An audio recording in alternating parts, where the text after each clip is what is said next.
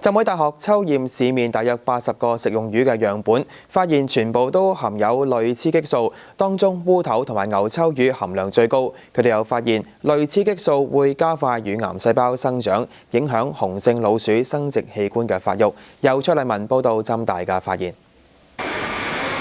浸會大學抽驗嘅鹹淡水魚樣本包括大眼雞、黃花、烏頭、鯽魚、黃鱔等等，發現全部都含有類雌激素，當中烏頭含量最高，每克有大約150皮克。當污染物存在喺我哋環境，咁當我哋去遺棄咁嘅污染物或者呢啲咁嘅 consumer product， 咁最終佢哋都會經過水河流咁進入咗海洋嘅。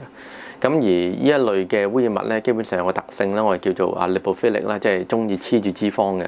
咁所以咧，佢容易積存喺生物裡面，咁而喺呢個食物鏈咧係去 magnify 咧，即係去擴大啦，同埋不斷咁 accumulate 啦，積聚。研究就得出咧，喺鹹淡水魚樣本入邊咧，平均都有100皮克嘅類雌激素㗎。咁究竟呢個數值有啲乜嘢意見呢？浸大研究人員就將呢個份量嘅類雌激素做乳癌細胞實驗，結果顯示細胞生長嘅速度快咗1倍。換言之，如果長期食用呢一啲魚，有機會影響到乳癌患者。如果個病人食咗雌激素或者荷爾蒙呢，就會影響個細胞會增長繁殖啊。